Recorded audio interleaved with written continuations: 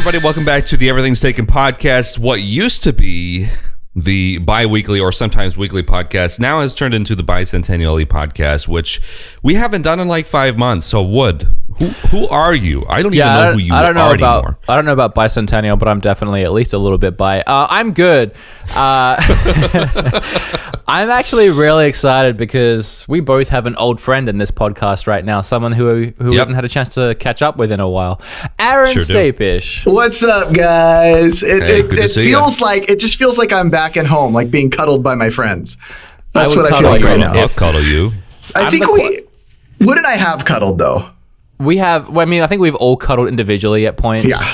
Yeah. So for me, this is interesting because Eric was actually the first American I ever met, at least friend, because you came to my hometown. But Aaron, you were the first American I saw when I got off the plane at LAX, the first time I ever came to America. That's true. I was in a bright, crazy shirt, I remember. And I was like, this is weird to see you. Come give me a hug. And we went to an arcade and the whole thing felt very surreal for me. Plus, I didn't think I'd slept for like 50 hours at that point. That still goes in life. Nobody gets sleep these days. There's no time. No. And I tried In-N-Out for the first time and it was okay. It's better in California than it is here in Texas. Better cooks. We cook better, I guess. Yeah, it's fresher, I think. Yeah. Well, I don't know about anyone else, but I think it's obvious where I want to start at least. Aaron, what the heck happened to your channel? Okay, yes. What you mean that hat right behind you that's like perfectly placed? I can see it in there. Retroliberty. I mean, long story short, I do remember that. There was a lot of things going on in my life, some personal issues, and I know people go through personal issues on YouTube and they keep their channels and whatnot. For me, I went through some bad decisions that I made in my life, and they were decisions that I wasn't forced to make upon deleting my channel and my social media and things I did, but I knew in my personal journey, in order to correct what I did and kind of move forward in a healthy way in my life and make sure that I focus strictly on my family and the important things in life, I needed to delete my channel, delete my social medias at the time. And some people, when I tell them that, they're like, well, why didn't you just keep it and just don't go on it? Because I know better, and I know that I would eventually go back on it and start letting it take precedent over my family. And for me, I don't judge people by the mistakes they make in their life. I look at people more for what they've done with those mistakes in their life, because in reality, who doesn't make mistakes in their life? And I made some that I had to make some big changes in my life in order to better my life, better my family, better my own personal health. And those were steps that I knew I had to take. And as we'll get into, I am so happy with life right now, where it's at a year later, literally about 1 year later. Thrilled with the way I'm able to live my life now in a really healthy way. So for me, I was so proud of you at the time, because I'm even more proud of you now. But at the time, no one could get a hold of you.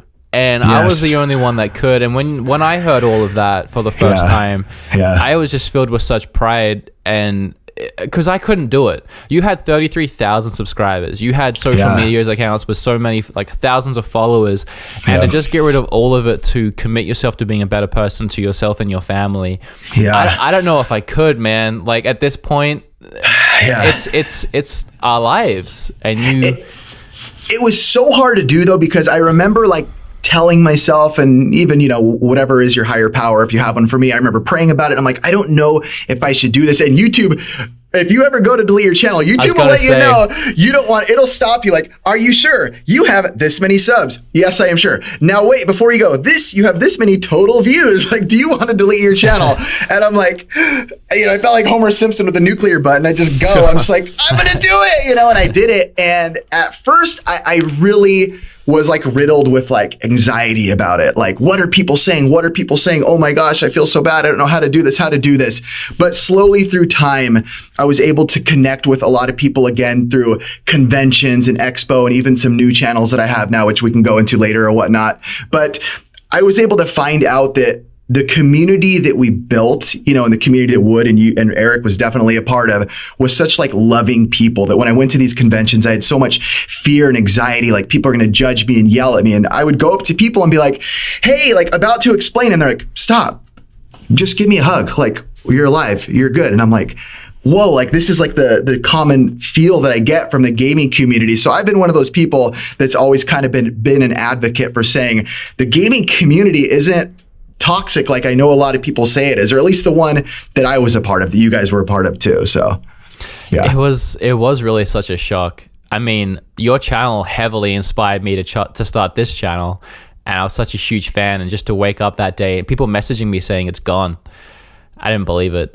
It's and scary. I never saw those. Yeah. Well, both of you guys were huge. I mean, I was so close with both of you guys. Eric, I did collabs with Eric all the time. I remember that. I remember, like, you. I first met you when I barely even got like 100 subscribers, like 4 years ago or something like that. So we just became friends through YouTube, and I was like, surely, I don't know, this guy seemed just really great personality, and we got along really, really well. And we just, did a couple collab videos on Journey to Silius, which is an NES game that you told me about, and I ended up loving it and still love it today. And I still go back and watch that video. You know what I mean? I think it's a great video, and it was sad to see you go at the time that you left YouTube, but I think obviously, being a family man, you got to find your priorities, and even if you have to hit the reset button, obviously, you seem to be in a much better place now. So totally kudos to you for having the guts to delete the channel in the first place and not worrying about what anybody else thought. And I would have to say to anybody out there, thank you, really. And I would have to say to anybody out there watching, like, if you run a YouTube show, or for both of you that are like, Wood's engaged and Eric newly married, like, find that ground to make sure that your family feels loved in this, that they're important, because don't let it get to the point where I did, where I was out of control and needed to be reset and started over. Because once you get there, your brain's in a different place. And even Wood, I mean, God, I don't know if people watching, Wood has so many subscribers now, by the way. Congratulations, dude. You feel like I'm the one with anxiety now looking at you. I feel like this is surreal. I'm like, I'm this guy that has all these giant videos now. But Wood, I mean, at the time I talked to him and gave him a shout out. I remember you had like 300 subscribers at the time, and it was like, I loved it when I met you and found you on the internet, and I was like, this guy deserves to be talked about, You really helped welcome me into the community. It wasn't just getting that initial boost of subs, which you really did do. I remember you were the first person to do it, and seeing someone like that, share my channel on Twitter, I was like, what is happening? Because you did Twitter first, I remember, and then you went ahead and you shared everywhere else. But it was welcoming me in, because that's like a doorway. And then like Gamester81, Metal Jesus, all these other people that know you and have respect for you, then they start giving me shout outs, so they'd be more likely to actually message me or talk to me. And then when I came to America the first time, I convinced Metal Jesus to hang out with me because he knew me through you and other places. And, eventually, obviously, that led me to where I am today, essentially. Like, if you hadn't given me that shout out in the beginning, who knows if my channel would have ever got off the ground. Like, maybe I would have lost motivation shortly after that. Like, you never know. So it's possible. And I'm proud of you. I really am. It's so cool to see that where you're at now. It's just like, I don't know, it's kind of surreal to me, but it's well deserved. It'd be different if in the back of my head I'm like, he doesn't deserve it, but you do. It's surreal to me, and I could talk about that until the cows come home, but I won't. I want to talk about the stuff you're doing now, but before we do, I want to touch on one last thing from all of that. So I made a video shortly after you deleted your channel, because when you called me and we talked about it, and I said, or you said, if you wanted to tell people, that I'm okay. And I think I suggested, well, what if I made a video about it? And that ended up becoming, I wanted to make a tribute video where I wanted to surprise you and get all these people involved to sort of, give their side of what Retroliberty meant to them, what your channel meant to them, what you as a person meant to them.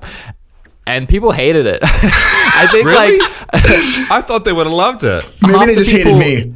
It was like, if you were a fan of Retroliberty, or if you loved Aaron and you had that deep-rooted passion for what he did, you loved it. But if you came to that video looking for an answer of what actually happened at Retroliberty, you didn't get that answer. I mean, you did, and I gave essentially what I did was I gave the answer. You wanted to leave and spend time on your family. What I didn't do is tell everyone the nitty-gritty little details of your personal life, and that's what they wanted. And which in reality, for anybody out there, you don't need those things to be out there. It was a personal mistake, and that's all they need to know. In reality, that's all anyone ever needs to know for any celebrity or anything in the world. And I just wanted them to let you know that you're okay and that we love you, but Well, I appreciated the video. I remember watching it and I was just like, I was like had anxiety when I saw it because I'm like, whoa, he did it. And I remember watching it and just like, I had like a warm feeling watching you. I purposely didn't look at the comments at the time because I was still in a really weird place, and I was like, I don't want to see the comments. I don't want to know if it's good or bad or whatnot. But so I watched it and I personally went away like it felt like it was like kind of like a friend's letter. Like, hey, and that's buddy, what it was. When go. I was making it, I wanted you to watch it, and I wanted you to have a good experience watching. To feel that warm feeling of almost like a send off in a way. Yeah. And so, if anything else, I'm glad that it did that. I had a feeling that Eric, somewhere in there, you had a joke you wanted to tell, and we just derailed it. You had that look on your face of you were going to say something stupid. He was just waiting to deliver. Now's my chance. I'm always waiting to deliver the dad joke. I mean, obviously, I don't know, probably. All right, let's talk about what you're doing now, because the past is the past. It happened and it sucked, but we're moving on. And you are. What are you up to? So what are you doing now? What I'm up to now? Well, I work for a company. I work with a boss, and I call him a boss like this because he is a very good friend who is someone who has invested time and a lot of money into me and 2 other guys. And we basically work in this giant warehouse where we run 7 different channels. Some of them are extremely doing really well, but it's nothing that gamers would like or anything like that. So he has also invested time into us to let us do something we love and put passion into and our hearts into, and that's a new gaming channel that we started about 5 months ago. And it's also a part of my journey. I call myself Riff in the Video just because it helps me mentally kind of not focus on the Aaron aspect, even though it is me and it's the same goofy, crazy me. But it's really cool because we're allotted. I mean, you guys can imagine as YouTubers, imagine being somewhere and being paid 8 hours a day to do everything YouTube related with no rules. Just, I trust you guys, do what you do. So I get to put out videos 5 days a week, every time, with topics, with the schedule, with editing. I mean, some of the best videos I've ever been able to put out 5 days a week. And that was like always a dream for me. When I was on Retroliberty, there's no way I could have had time with my family to do this. But now it's like, I have time to do this. And when I go home, I get to just go home and be with my family. But it's interesting because like, I'm in this world that I'm like, I love, and I get to like do it to my full potential. And there is people that pop in from the retro gaming community in the past. John Riggs was just in a video on Monday. NES Complex is going to be in a video. El Ricardo is going to be stopping by for one of the videos. So good old Ricky. So it's just like surreal that I get to go back in this again and to be blessed to be like, do it in a way that's healthy for my family and myself. So, and it's called Superhero Game Squad. So, for the people that are listening that are gonna, those people that are gonna have this question, this burning question. Yes. So, and I know you've pretty much already elaborated on it, but let me just put it point blank. Totally. Why delete Retroliberty and then come back to YouTube a year later? It was because I needed to make sure that it wasn't something that I put in front of my family. And I knew Retroliberty, like I said, I wasn't getting paid for like to do at a work schedule. Everything was kind of going to my head. I was becoming Aaron's this, Aaron's cool, Aaron's funny, and it goes in my head. So I had to delete it to make sure that I wasn't going to allow these things to keep going in my head.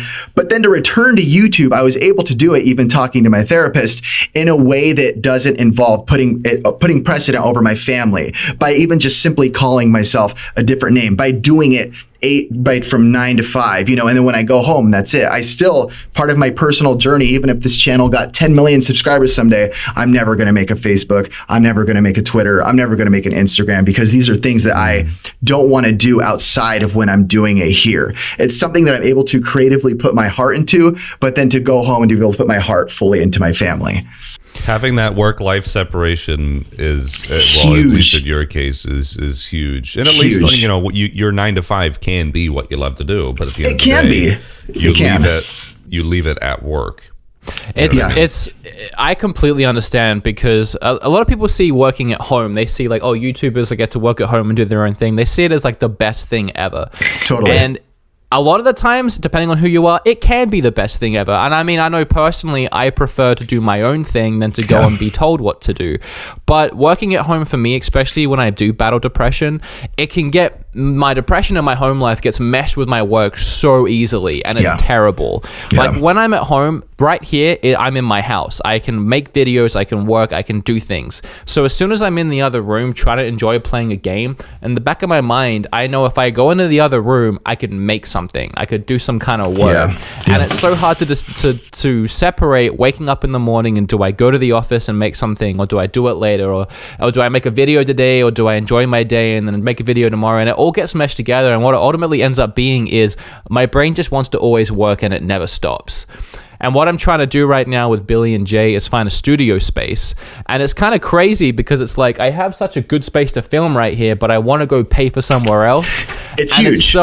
It's so I can wake up in the morning, I can go somewhere, I can commit 100% with no distractions to just work for 6 to 8 hours a day, whatever I want, and then come home and just know that I'm home. I can't edit anymore. I can't do that anymore. I can spend time with Kim. I can pet the cats. I can play some video games. Yeah, and your future wife, it's like they'll get this different sense because, you know, there's nothing worse than you're recording a video and the wife or the fiance wakes in and you're like, hold on. Right. Like clearly like this is more important. I just had to go out and tell Kim to turn the TV down because I had to record.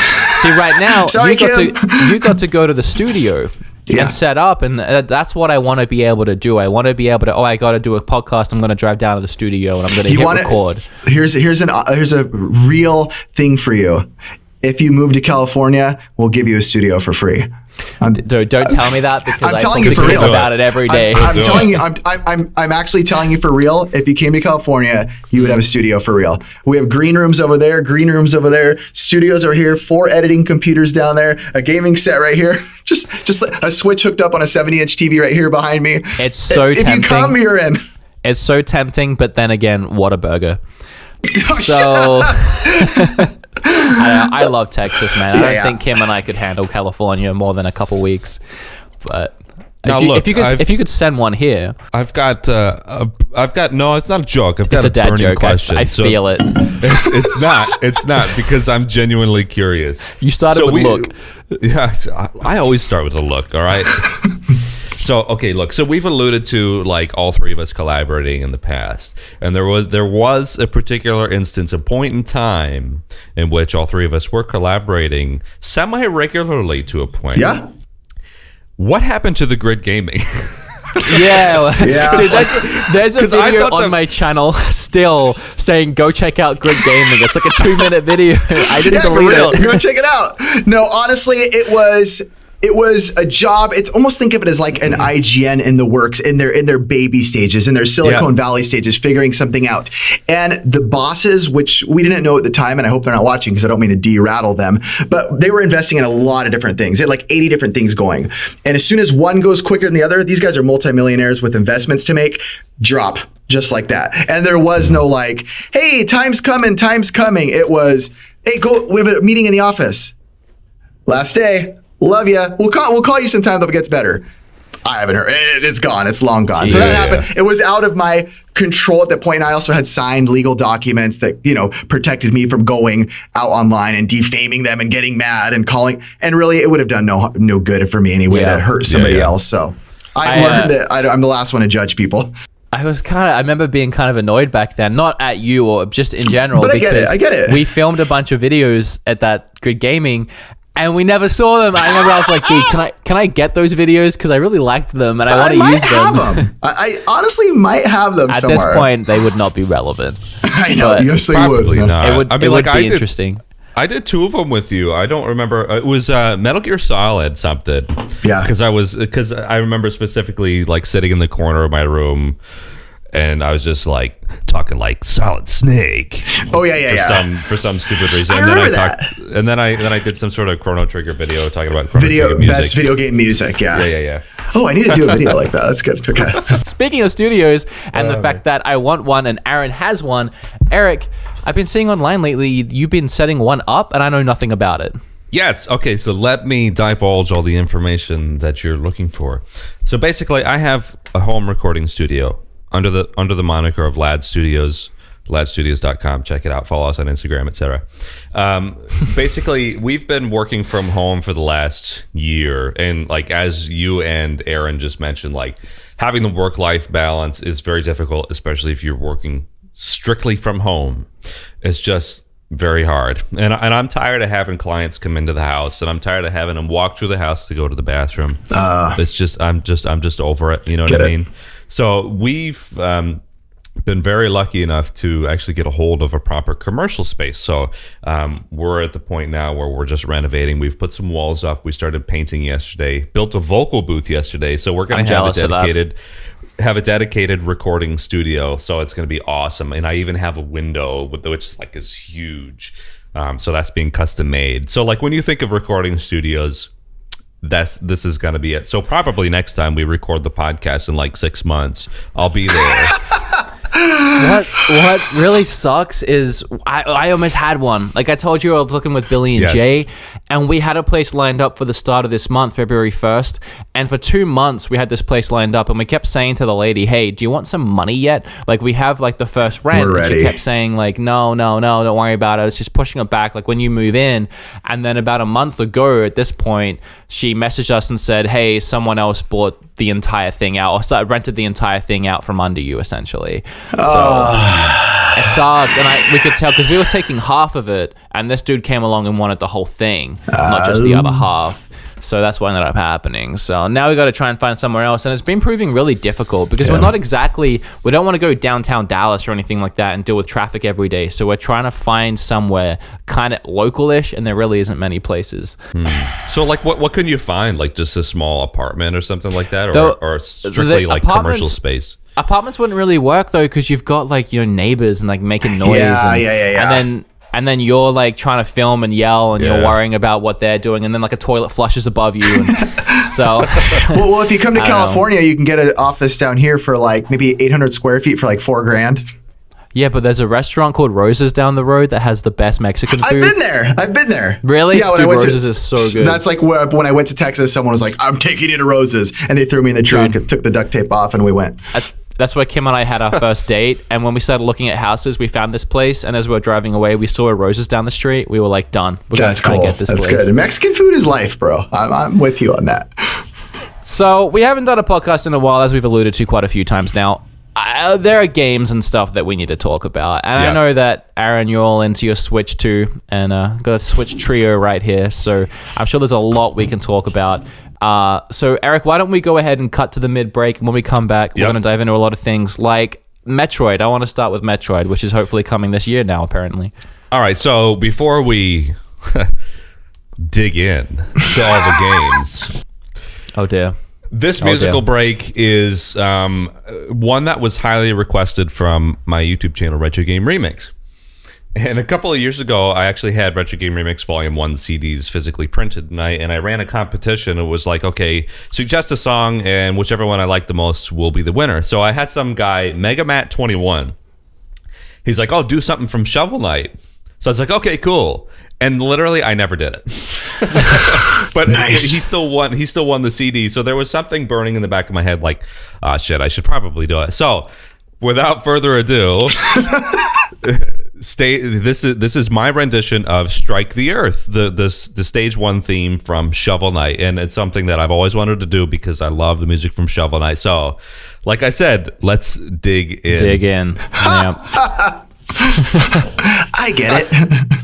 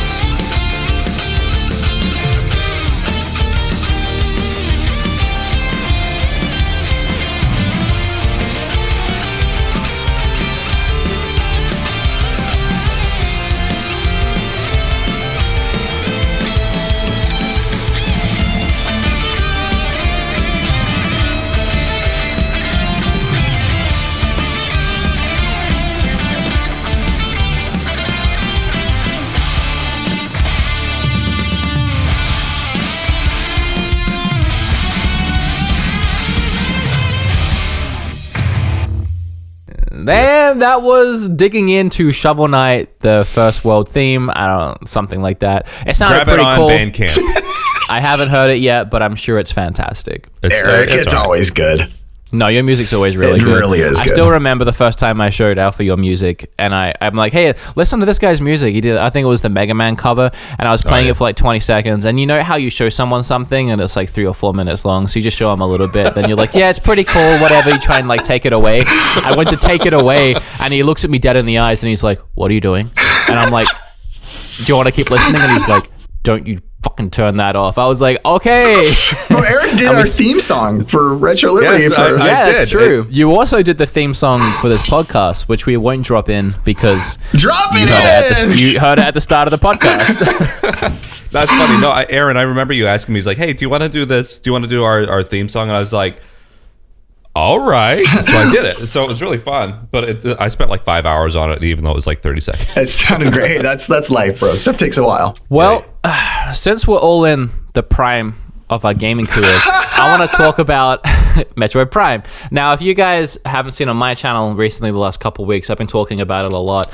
A rumor was going around that Bandai Namco was working on 3 exclusives for this year for Nintendo Switch. One of them was a first-person shooter. The only other Nintendo first-person shooter was Geist, apart from if you want to count the rare games 007 or a couple games like Perfect that. Dark 64. It's been a long time. So the rumor mill was, well, it must be Metroid. A lot of people were like, well, there's no way they're bringing out Prime 4 this year. It has to be like Metroid Prime Trilogy or something. But Eurogamer, I believe, .com yesterday has all but confirmed the fact that they are working on Metroid Prime. And apparently, these 3 exclusives are coming out between spring and summer of this year. Yeah, I think I did see it confirmed. Lead us to believe that Metroid Prime 4 is confirmed to be coming out before the end of summer this year, made by Bandai Namco. Yep. How do y'all feel about that? I just have one question. Why can't Metroid crawl? Because... Do you remember that? Do you guys remember that? I don't know what you're talking about. All right. Okay, never mind. This is irrelevant. Long story short, remember when Metroid first came to the Wii U eShop and people were trying to play it, and there's a famous screenshot that said, why can't Metroid crawl? Because they were trying to do the morph ball, whatever, totally ruined it, blew it. Just do what you got to do, guys. I liked it. So here's my thing. We're probably... Another rumor around the rumor mill right now is we're getting another direct this month. It's going to be February 14th to 16th. It's going to be a full direct, not a mini this time. So I can only assume if Prime is coming out this year, we're going to be finally hearing and seeing stuff at this direct. It would only make sense. Mm-hmm. The fact that when they announced it a few months ago, we just saw a really quick teaser trailer with no gameplay. It said in development. Unless they were just really trying to keep it under wraps hardcore, that told me that they hadn't done anything. Now you're telling me that it's coming out before summer? I feel like we're in a new age, or at least Nintendo is. I feel like a lot of times, even with like that new Cloverfield movie that dropped on Netflix the day of the Super Bowl, I feel like this sense of like we're coming to an age where there's going to be surprises dropped. Like here's a commercial and it starts now, and like it's available. I feel like that's happening with more and more things in entertainment industry that I'm seeing, and I kind of feel like what you said. I feel like obviously there was nothing to show with the original teaser clip that freaked out the world and everybody we're all excited about. But I feel like you said, I feel like there has to be more to it that's not being shown. I feel like they are closer than we feel. I feel like Nintendo is not going to keep us hanging for years. I feel like Nintendo's go right now, and we're obviously crushing it right now with how they're doing it. I'm sure they are. I mean, that's the thing is like bear in mind, in today's day and age, we live in the day of like instant gratification. Yep, so now. like, it's like, okay, we'll tease it, we'll show the logo, we'll drop the logo, everybody will poop their pants, and then all of a sudden, 8 months later, direct, boom, out in 3 months. I think like surely they've been working on it. I mean, come on, it's the Switch. So, like the Switch has finally outsold like everything for the Wii U just recently. Yeah. It makes total sense that they would do it now. For me, I would see that happening. I can see that happening for sure. I mean, Nintendo's definitely been implementing that whole doing a direct and then just so you know, this game's getting DLC and you can download it right now, like stuff like that. So I can see that happening. But for me, I just had this perfect plan in my mind of, well, they've just started working on it. It's going to take them a while. They haven't made a Prime game in forever, and the ones that they made most recently weren't exactly amazing. like Metroid games, not Prime games. So for the way I saw it was Odyssey, end of the first year, Pokemon end of this year, second year, which is rumored to be end of 2018, start of 2019. So it's around that Christmas window. And then Metroid end of next year. So that's 3 big releases all lined up for Christmas, and then you filter your other ones in between. And the main reason I thought that, other than the fact that it would work amazingly, is because there's no way Prime was going to be ready in time. But now all of a sudden, it seems to be all but confirmed. Do you think Nintendo needs, I was talking about this with Chris from NES Complex yesterday at dinner, and he was saying that Nintendo needs to have like 3 heavy hitter games this year come out to kind of keep the momentum that we had last year with some of the real, I'm not talking like pretty heavy hitters, I'm talking like Smash Bros, a Pokemon game, and a Metroid. Do you think like Nintendo needs that to stay consistent with what we got in 2017, or do you think they'd be able to get by with mediocre, popular games like Kirby, Yoshi? I don't think Smash Bros will happen. I think you're going to see the Fire Emblem game because that's supposed to come out this year, and then Metroid, and then Pokemon, assuming they don't announce anything else big. And then you do have Yoshi and Kirby. Yeah. The reason I don't think Smash Bros is because Smash Bros is huge. And I think it lines up about right to do it next year with when Smash Bros came out on the Wii U. If I remember correct, the Smash Bros came out about 3 years into the Wii U. Okay. And that is such a big game that if you hadn't got everyone else on board yet with all these of our franchises we've put out, well, here's this game that has all these franchises in it, and this is the one I know you've been waiting for. Yeah. And I think that would just make third year boom. Do you think they will even do another Smash Brothers though? Yes, I think they will. But my theory for the longest time has been one of 2 things. And the only reason I don't think it's going to be, or it might not be a sequel, is because I can't ever remember the guy that made Smash Brothers. I don't know how to pronounce his name. Thank you. But I know that he worked himself to the bone making the last one. And he said it almost killed him making it. And I don't think he wanted to make another one, let alone make one this soon, because it would have only been a few years after. He would have had to have started development if it's coming out soon. So what I think it might be possible is a deluxe version of the last one, where it has the 3DS and the Wii U one together, because that game, for all intents and purposes, for a Smash Brothers game, is fine. It's perfect. It's Smash Brothers. Well, what really would you want? Not only what could you expect, but what even more would you want from a Nintendo game as far as graphical presentation? Like, I wouldn't want it to look more realistic and more. I mean, maybe besides characters, yes, we can go into characters. Obviously, there's characters. Add characters. Add a bunch of new characters and a bunch of new worlds, and include everything from the other games. Repackage it. You have Smash Brothers. Everyone's going to buy it. Who do you think are the name one character you think will guaranteed probably be, or that you want be in there? I want Shovel Knight. Okay. The ones you can guarantee, I think, are the ones from their franchises they're making Splatoon. now. So ARMS, you're going to get some ARMS characters. Some Inklings. Some Inklings. I mean, ARMS is a fighter, so that goes without saying. It's so easy to throw in those lanky-armed mother crappers. I don't like swearing. I like swearing around you, Aaron. Yeah, it's okay.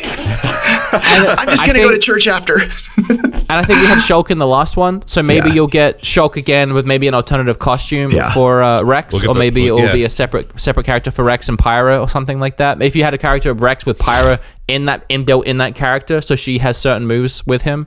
I would love to see. I would love to see Cappy as somehow in there as a playable something. Well, you could have Mario Odyssey Mario. Totally. And he has the cap, and then it'd actually be kind of cool if he had the ability to take over a character for a short period of time. Like, I'm talking like Kirby. Five very annoying, or maybe as his ultimate, you throw it, you take over another character, and like maybe he becomes like OP or something for like a minute. Or like you said, a Kirby, like Eric said, but the way you use it is kind of like a NES where you can shoot it, like, throw it and you can control it and link onto somebody, and then you're there. It's like a long distance Kirby shot. So what if whoever you linked it to mimics Mario's moves for a while? That'd be amazing. So you can try and you have like 5 seconds to try and walk him off an edge. Oh, it's like a shadow character?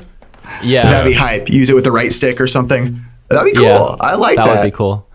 And that's what I mean. Like, all you would need to do is stuff like that, and you have a new game. You don't have to rebuild go through that process of building all those character models all over again, all those worlds all over again. Why do it? It's going to be the same thing. Yeah, it's fine. Like, I loved the 3DS one, but like I found it very hard to play. And like their main mode, whatever it was called, like somebody help me out here. Like the battle brawl. This is brawl. No, No, in the 3DS mode. Like, no, I'm saying when you play, doesn't it just say brawl on it, like to brawl if you want to brawl? I don't know, maybe not. Maybe I'm completely wrong. Are you talking about the story? Not the story mode, like the adventure mode, like with the new thing in the dungeon running and you get items and all that stuff. I don't remember. Whatever. The 3DS mode. Yeah, the 3DS mode. Basically, the thing that was on the 3DS that wasn't on the Wii U. Like, bring that over. You know what I mean? Like, why not? Maybe add a story, considering you took one away for very petty reasons last time. Yes.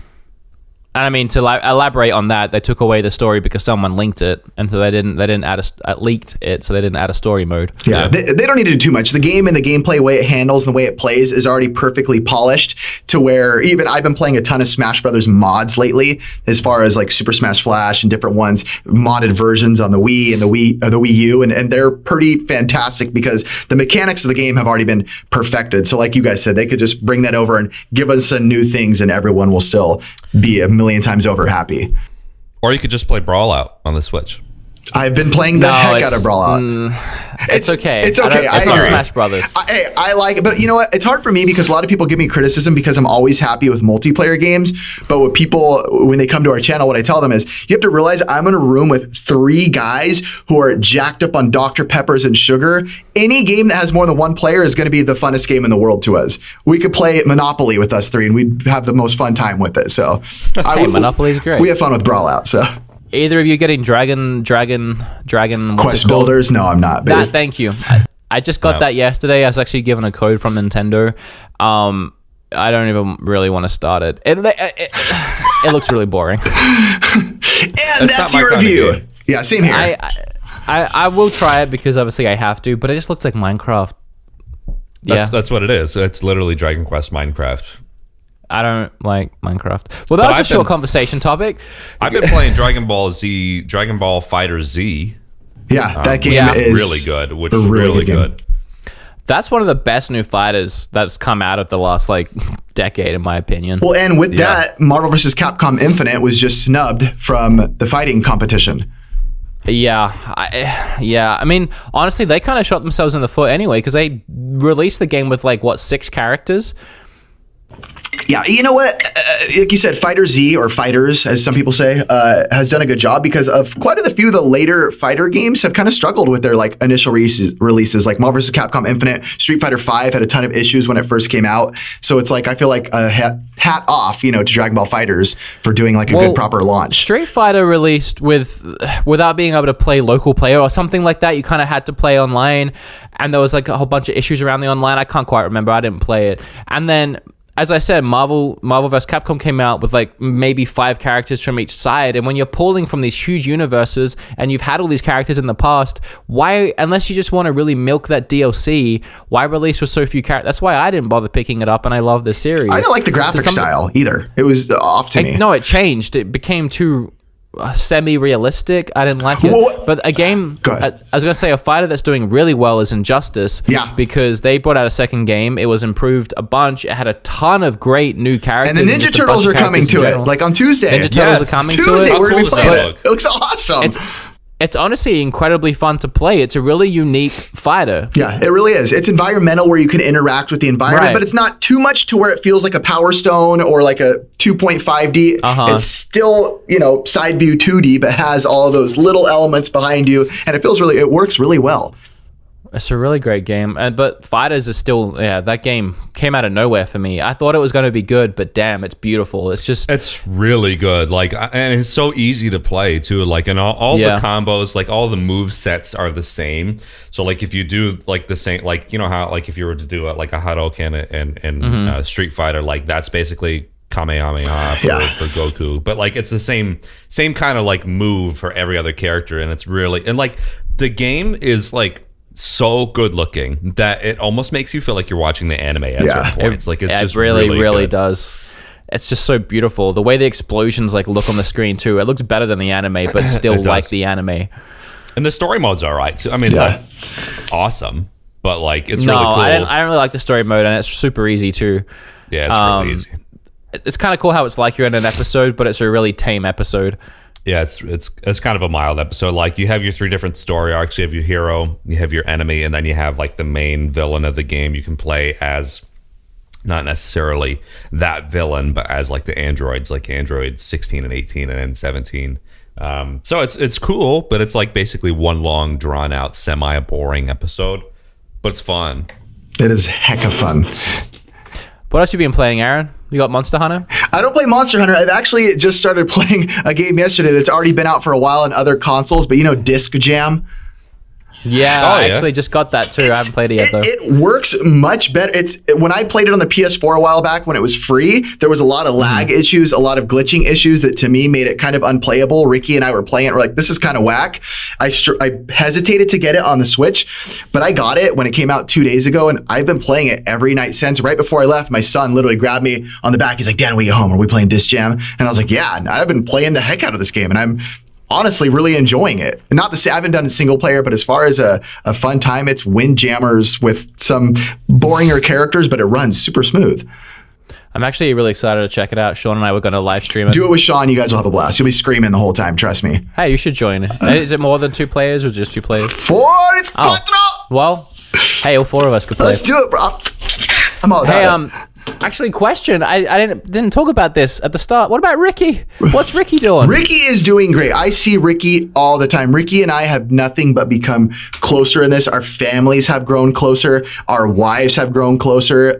Ricky is one of those guys I could truthfully say that is like, you don't meet people like him very often who stick by you through anything. He's the least judgmental guy I know. He's the kind to sit there and hug with you and cry with you and be there with you. And his wife's the same way. I was at their house the other night talking to him and his wife for about 2 hours.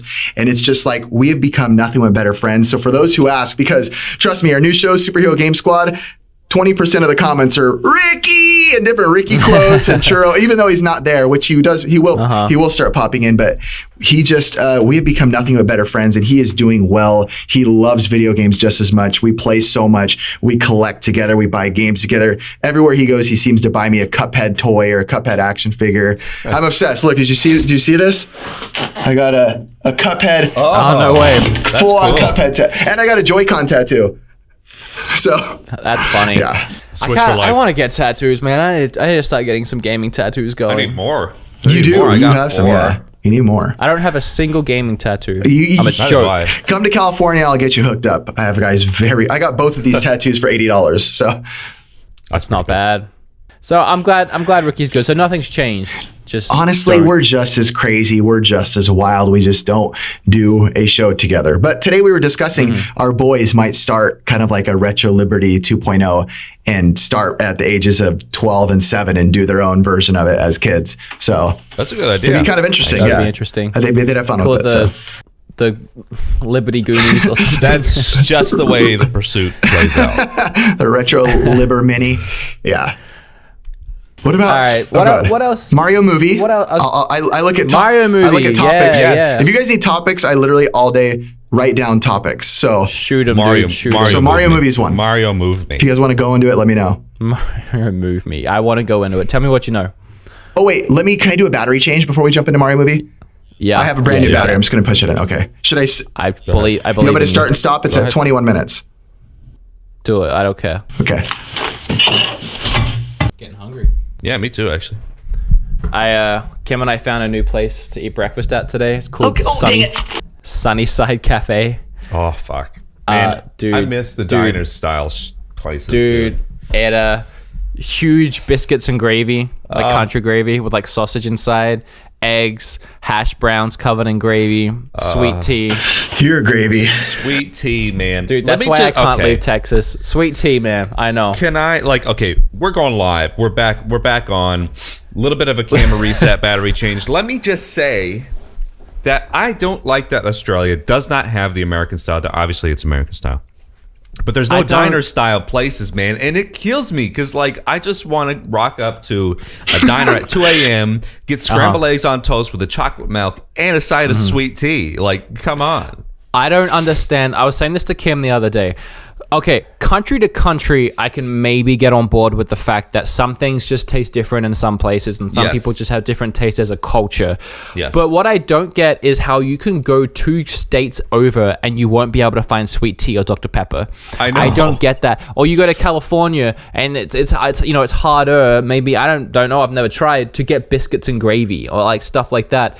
It's like, why? It's so good. And like, it's becoming, we get biscuits and gravy now, but it's not like Southern inspired. It's like really like hipsterified. I like, know. We got biscuits and gravy, but it's made with tofu and tofurkey and it's healthy. Oh God, no, I don't do that stuff either.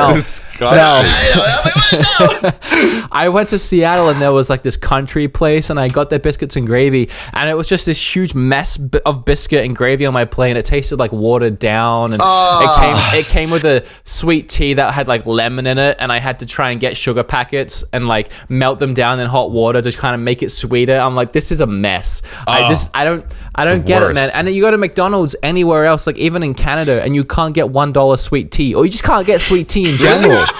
I don't go to McDonald's. I don't know. I've been there in years. Dude, you know what the worst is like when you go to a diner, it's like, yeah, I'll get an iced tea, and they show up, boom, big ass cup, and you take one step and it's like, there's no sugar in it. So then I look like an idiot ripping up like 20 sugar packets and putting it in this damn cup. What a kid. I am so Americanized now, I can never go back. Like, as I said, I went out for breakfast this morning. I had coffee. I got that thing refilled like 6 times. Kim got sweet tea, had that thing refilled 3 times. If we were in Australia, the cups are going to be this big and you got to pay $3.49 every time you want another cup. Not to mention you couldn't even get the sweet tea. You'd be drinking Coke, which is mostly ice. Dude, I can't ever go back. Tell me I about can't it. ever go back. And not to mention, we got like all this food and we paid like $20 plus tip when we walked out of that place. I know. You go to Australia, you try and do that. I never ate out in Australia. Every time we eat out, so there's this place, I don't know if it was around when you were here. It's called Schnitz. Have you heard of it? Never heard of it. Sounds awful, but go on. It's amazing. It's amazing. It's just like chicken schnitzel, which, by the way, in America, we don't call it chicken schnitzel. It's just chicken. Okay. You know?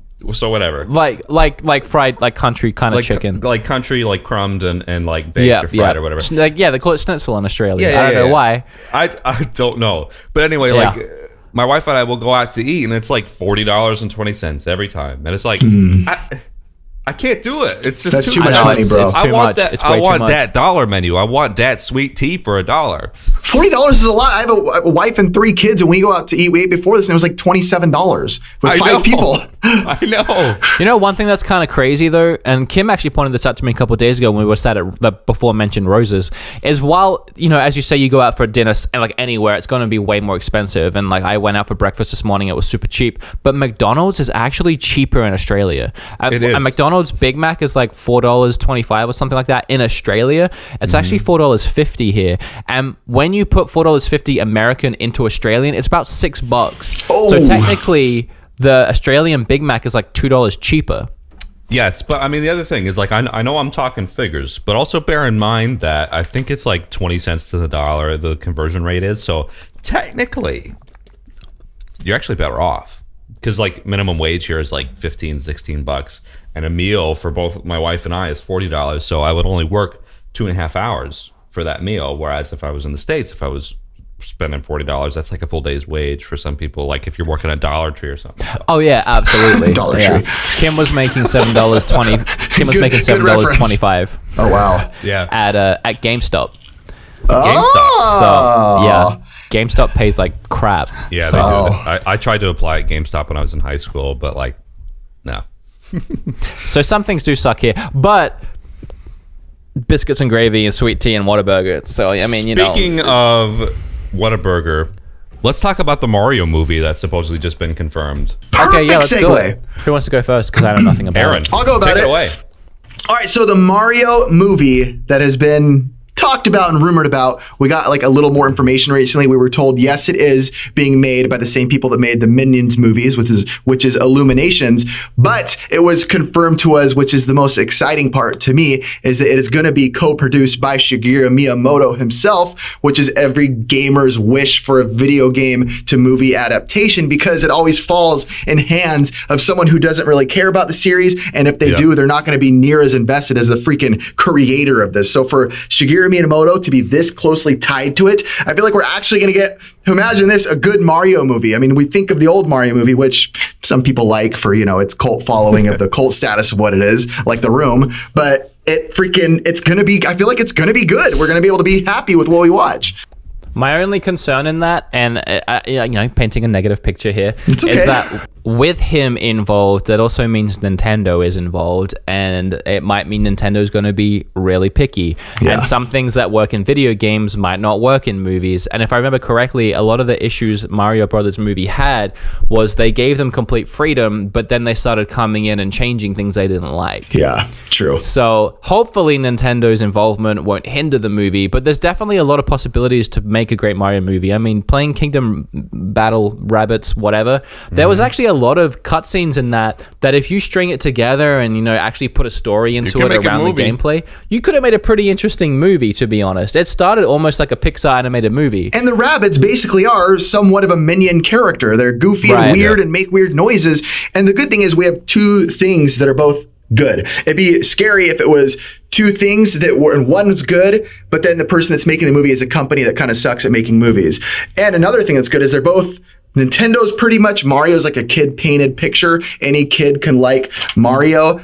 And the Minions is something that has been very successful with kids. So I feel like we have two things that hopefully look like they're going to mesh really well. So for me, I don't know, as someone with kids, 3 small kids, when I told them this, they're like, oh, we love both of those. How can it go wrong? So I'm just hoping that point is proved to us someday. Yeah, so what I would love out of this movie is something different, but not like stupid.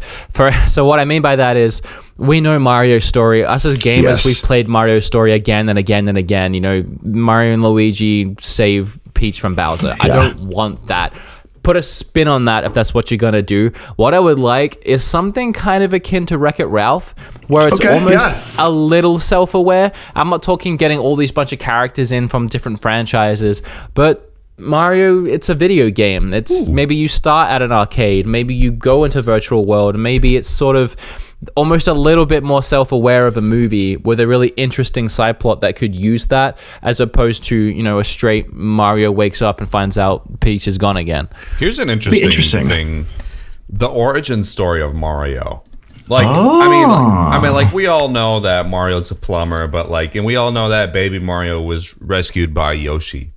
How did he get from point A to point B? That's something that hasn't really been addressed to my knowledge, and I think that'd be really cool. And hopefully they get Charles Martinet, the guy who voices Mario, to actually do it. I mean, I'm sure they will. And I hope it's not just sound effects, like Mario jumping and going. What I mean? I want a more involved thing. It would be kind of cute to have a heartfelt story of Mario as a baby getting saved by Yoshi, and then getting attached to this character of Yoshi as well, who maybe doesn't speak or say anything really. I mean, you wouldn't be able to because it's Yoshi, and Mario having that connection with Yoshi. That could be interesting. If they can get me to cry as an adult with an emotional connection to Mario, I will die a happy man. I will cry in this movie. I'm hands up, I'm already gonna tears. All right, it's gonna happen. I tear in everything. I cry in I cry in every movie. I cry a little. Did you guys see Coco? No, not yet. No. Okay. Well, I cried an actual sob. I was so embarrassed and I couldn't control it. I cry in Christmas movies. I cried in Elf. I cry in Home Alone every time. I'm like the last movie I cried at was Star Wars Episode 8 because it was so bad. Oh my God. I really wanted to get you for a podcast after that because I had so much I wanted to say about that awful movie. I'm not gonna do it now. Do you think there's any other video games out there that would interpret over to a good movie? Crash Bandicoot. Yeah, I mean, I feel like there's a lot of movies that could be made. I mean, Last of Us still has a very interesting concept that you could take that first movie and put your own different story elements to it, but essentially make the same movie but a movie. Well, Uncharted.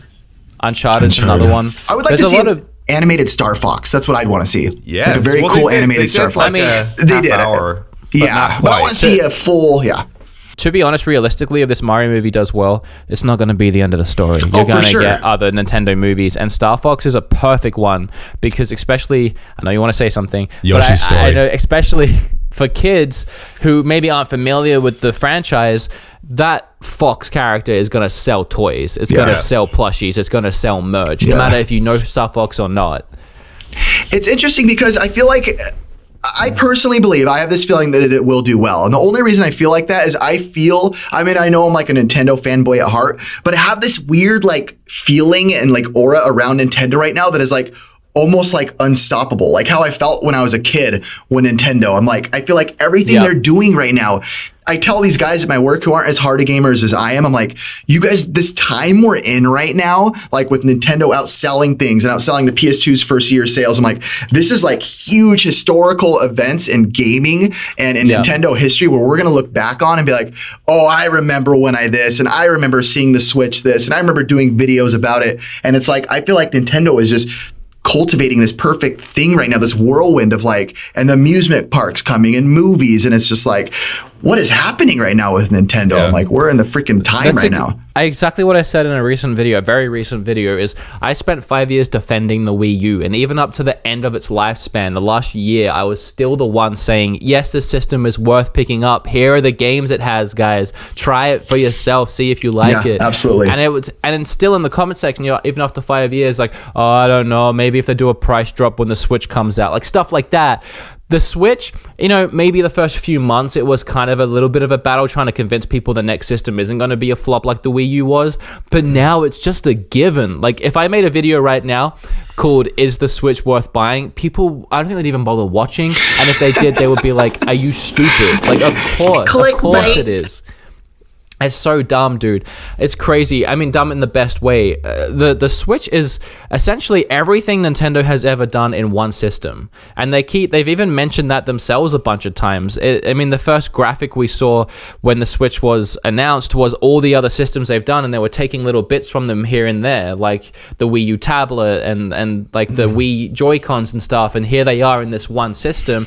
And now we're seeing every single game, every single franchise they've ever done is making its way to the system in a new iteration, or maybe like a remaster or stuff like that. It is literally Nintendo's entire thing, and even you can tell it's their mindset because even their games are reflecting that. Mario Odyssey was a love letter to Mario. It was all Mario games coming together in this final Mario game. It really was. And Zelda, in its own way, was a complete pullback to the very first Zelda, and that's what that game would look like now if it was released this year. And it was just the best Zelda. Yeah, and I think there's something that the Switch did that I kind of took for granted until playing it, and I didn't really realize it until I've been playing it for a while, is I'm someone who always has been a hardcore Nintendo fan, but I've never been into portables. I don't like any portables. I've never played them. They weren't for me, and I never realized how much more I got out of gaming when this happened, because I started taking it everywhere.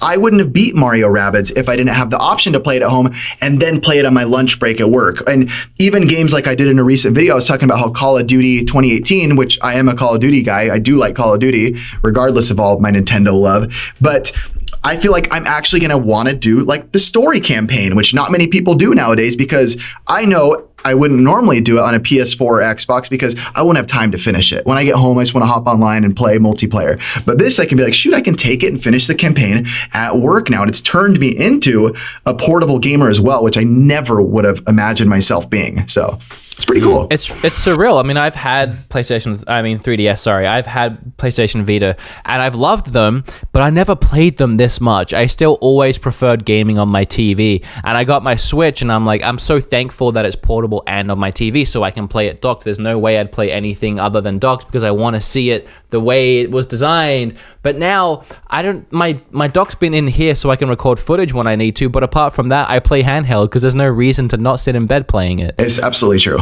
Yeah. It's best crazy. way to play. It is. Also, I want to say I really like the first Mario Brothers movie before we moved on too far from that. Oh, that's okay. It's a guilty pleasure. I love that movie. It's all right. It's so good. A guilty pleasure. And I don't know. People hate on it to hate on it, but whatever. Oh, it's not a great movie. I just love it. I think it's amazing. It's okay. Dude, when they're dancing that Dino weird dance in that bar. Just moments like that, you just can't forget. I love that real life dinosaur Yoshi. It's beautifully frightening. It was cool. I thought it was cool at the time. It was cool. Like I saw it when I was a kid. Like I had nothing to compare it to, so I was like, cool, Mario. But now that I'm older and I obviously know it's like, okay, well, Mario and Luigi Mario, man. No, I will say that I thought the one thing that movie did really cool, and I don't know if everyone hates this concept or if it's just me, but I said just before, if you do a Mario movie, put a spin on it. And that's what they did. And I've always loved the concept of that first Mario movie, despite all its flaws. Because how do you get these two plumbers, these two live-action plumber men into a fantasy Mario world?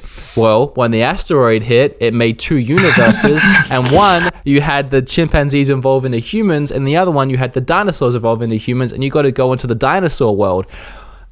I don't know, but if it was me and I thought of that idea when I was coming up with a Mario movie, I would have been very proud of myself. Yes. I mean, like, bear in mind, they had nothing else to base it on. Like, they had only had like 4 Mario games at that point, not even. True. That's true to think about. I don't normally think about that when I judge it. And the world they built, too, was actually pretty cool. All those, like, weird cars and, like, the street vendors and then, like, the street and the way it looked. They actually did a pretty good job at a concept and a design. Well, I hear that the actual movie, when they did it, was, like, the biggest struggle ever. What's the guy's name? Is it Bob Hoskins? No.